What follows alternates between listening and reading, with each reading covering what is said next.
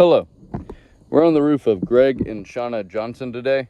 Allstate has written an estimate for repairs to this roof. So today we're going to repair the shingle that's outlined in purple with the damage tab marked with an X. The outline in green is for the shingles that may be affected as a result of this repair.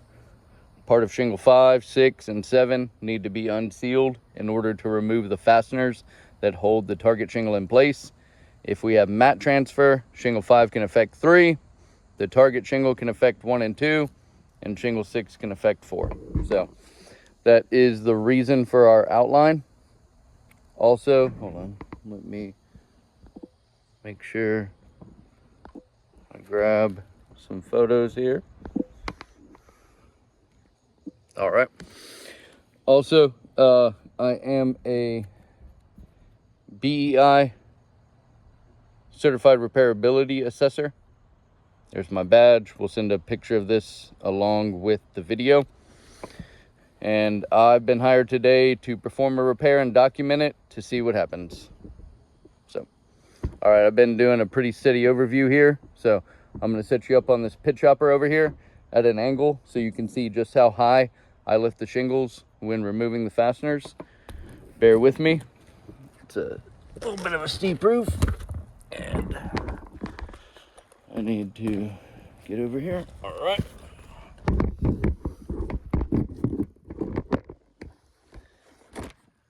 Again, bear with me a moment. I'm going to... that's not good.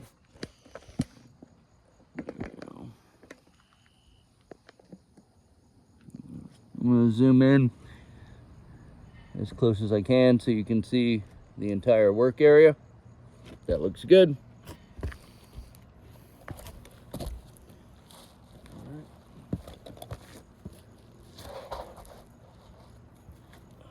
So we will be using a snake tool to perform our repairs today, but during the unsealing portion, I like to use this thin edge putty knife. I found that it minimizes damage when unsealing versus the much thicker end of the snake tool. So let me get my gloves on, and we will go ahead and get started.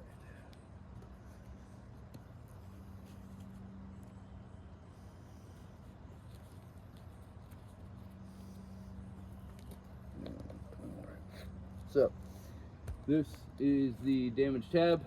We're going to go ahead and, well, so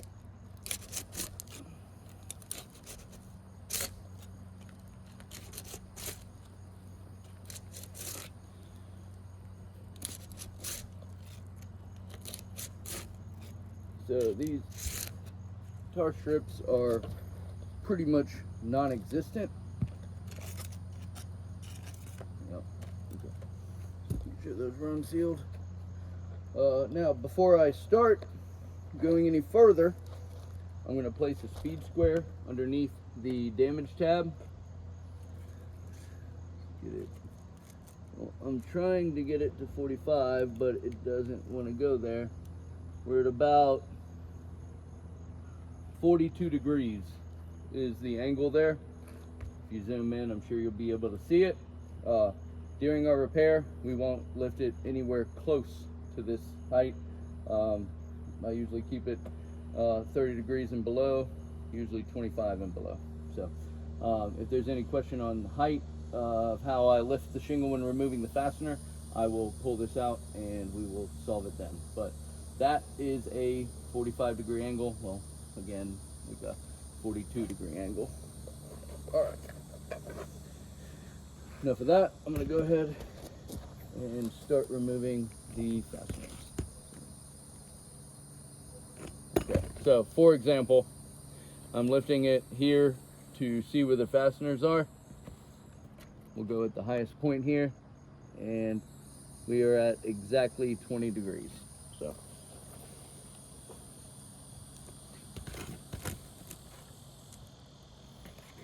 I don't need to remove that now.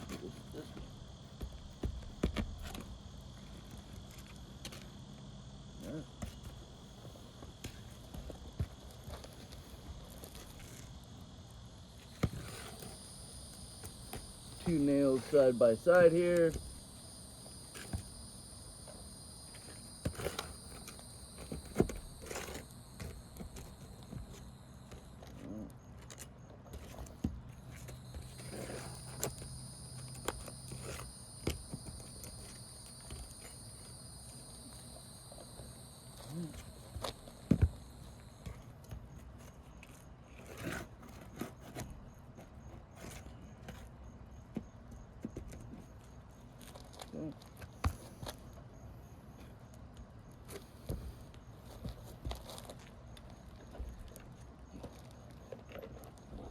Wow.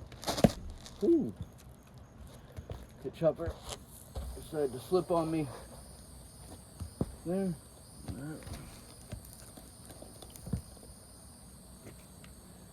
Looking for the nail here. Got a little bit of a high nail. Just a little less than midway through the shingle. Also a nail pull through. The problem with nail pull throughs is the head pulls through the shingle and then it causes a fracture on the bottom side.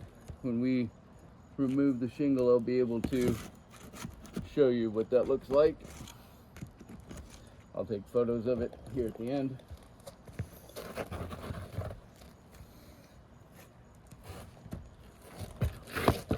Okay.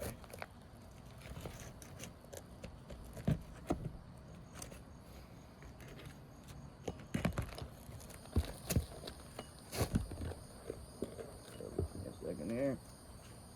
Again, got some high nails. Now, I believe this is the highest I've lifted a shingle so far. So, just to demonstrate, I believe I was about right here. And we're still at 20 degrees. So.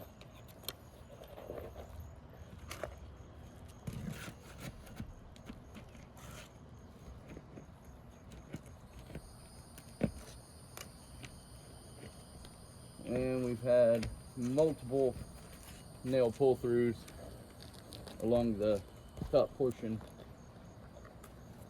of removing the fasteners. That should be all of them. Well, I guess it's not.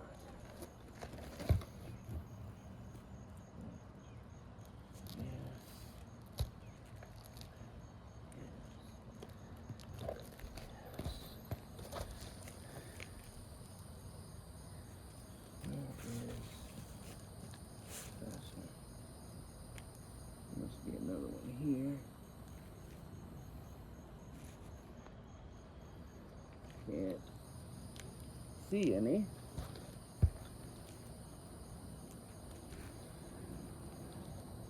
Okay.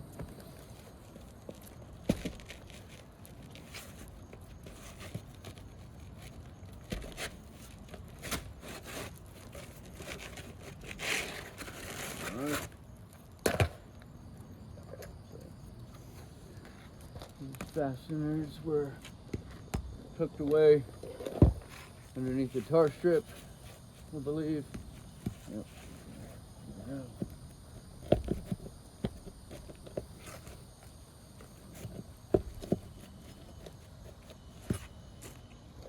Visible.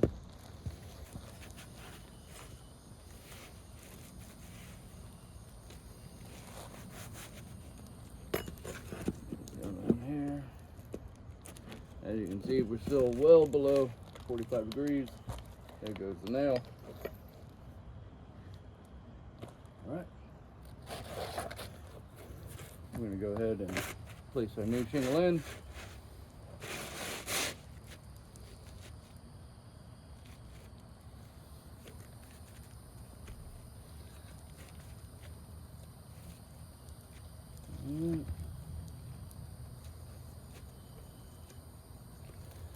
Okay. That should be just about perfect. And for those not familiar with the snake tool, when we put the new fasteners in, there's a lip here that doesn't allow the nail to go flush to the roof. So once I set the nail, I'll have to go back with the bottom side of the roof snake and make sure it's flush to the roof.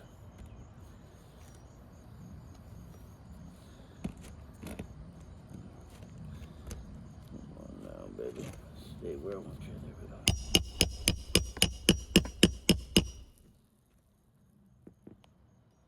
Just like this. There we go.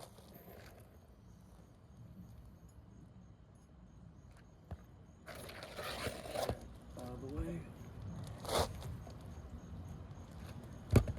Excuse me again. There's already a decent amount of aggregate on my pit chopper just from removing the fasteners.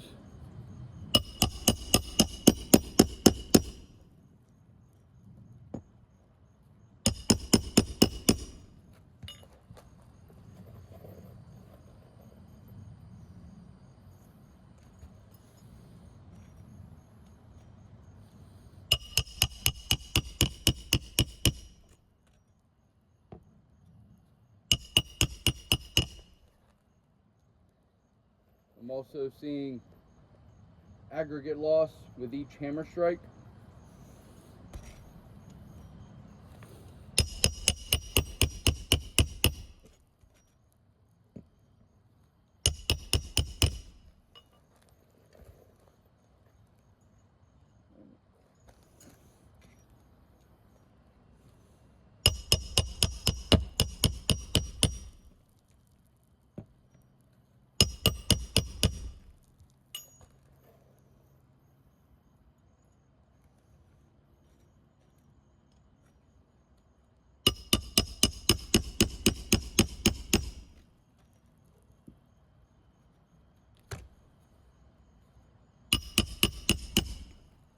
All right, one more fastener.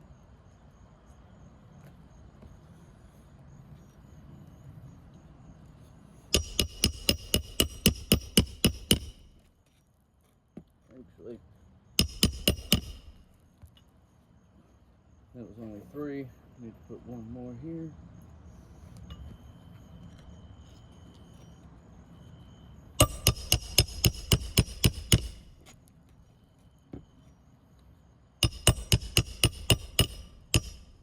Okay, so all the fasteners are in.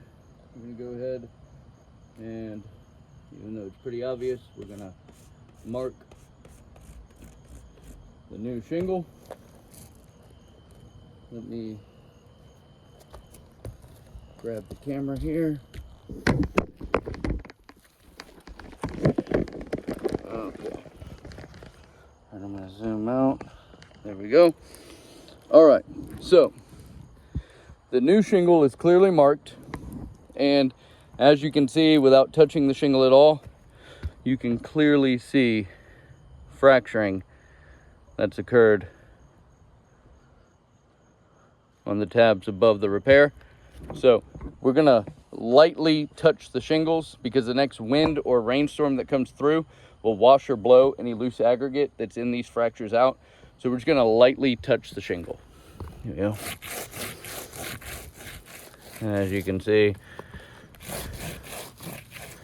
and again, I am being very light. There's gonna be more aggregate that comes out. Let me blow that chunk. See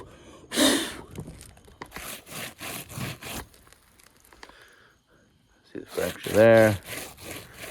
And again, there's gonna be more aggregate. See the fracture there. It comes out after the next wind or rainstorm.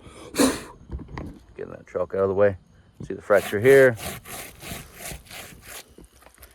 All right, so we had 1 tab damaged on 1 shingle. Now we have 7 damaged tabs on 3 shingles.